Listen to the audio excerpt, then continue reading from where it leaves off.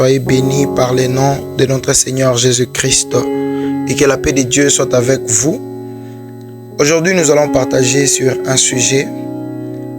Nous allons lire dans Ecclésiaste chapitre 9, le verset 4, la première partie. Pour tous ceux qui vivent, il y a de l'espoir. Oui, bien-aimés, c'est la Bible qui est en train de nous dire, particulièrement c'est Dieu qui est en train de nous dire que pour tous ceux qui sont sous le soleil, pour tous ceux qui sont en train de vivre, il y a encore de l'espoir. Alors, dans ce cas, nous allons parler de deux points. Réalisation des projets ou soit des promesses de Dieu sur notre vie et aussi de la réalisation de nos projets propres. Oui, en parlant de la réalisation de la promesse de Dieu, je sais qu'il y a des gens qui ont des promesses de Dieu, il y a des gens qui ont reçu la prophétie de Dieu. Oui, bien aimé, l'année passée, rien ne s'est réalisé, mais laisse-moi te dire que l'année qui vient de commencer, l'année 2026, c'est une année remplie encore de l'espoir. C'est pourquoi tu vois, la Bible est en train de nous dire, pour tous ceux qui sont en train de vivre, il y a encore de l'espoir.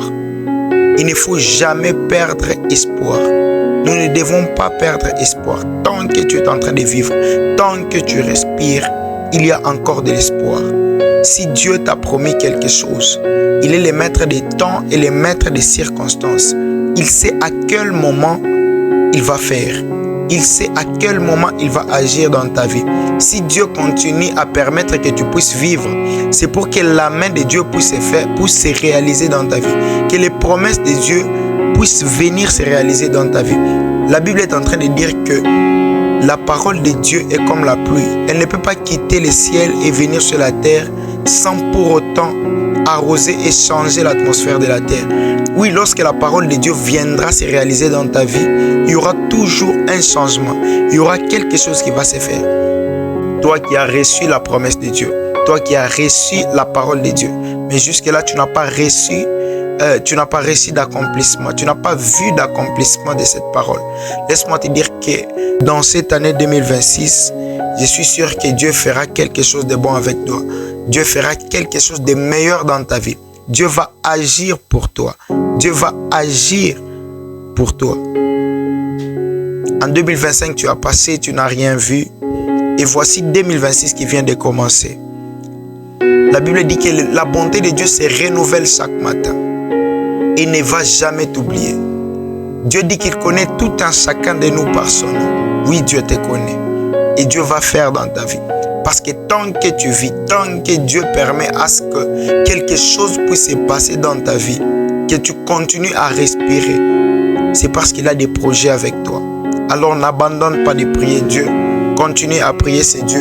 Parce qu'il y a toujours quelque chose que Dieu va faire dans ta vie. Puis, le deuxième point, j'ai dit que nous allons parler sur la réalisation de nos propres projets. Tu as élaboré des projets en 2025. Tu as élaboré des projets, tu as élaboré des plans et des plans. Mais tu n'as réussi à rien faire. J'espère que tu n'as pas désespéré. Parce qu'il ne faut pas perdre espoir.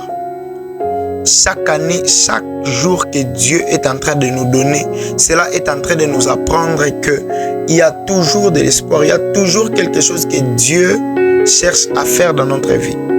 Et Dieu cherche à nous apprendre que si tu n'as pas fait hier, même aujourd'hui tu le feras. Si tu n'as pas fait aujourd'hui, même demain tu le feras si Dieu te prête la vie encore.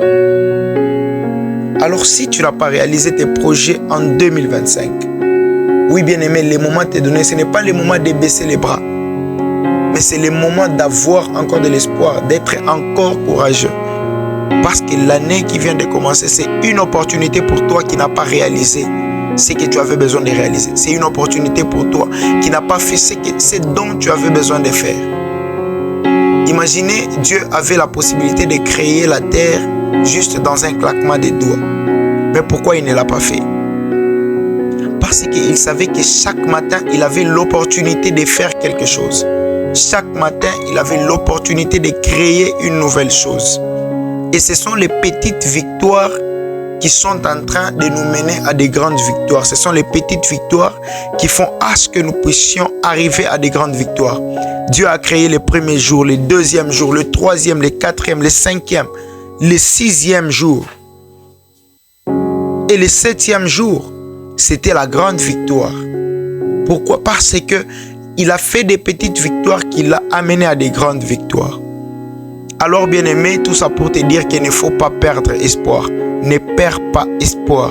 Parce que Dieu te connaît par ton nom. Dieu connaît les projets qu'il a formés sur toi. Dieu connaît les paroles qu'il a prononcées sur ta vie. Si Dieu permet que tu puisses continuer à vivre, c'est pour que ces paroles puissent se réaliser dans ta vie. Ce message te rappelle que tu as la possibilité de réaliser ces projets. Tu as la possibilité de faire et refaire encore.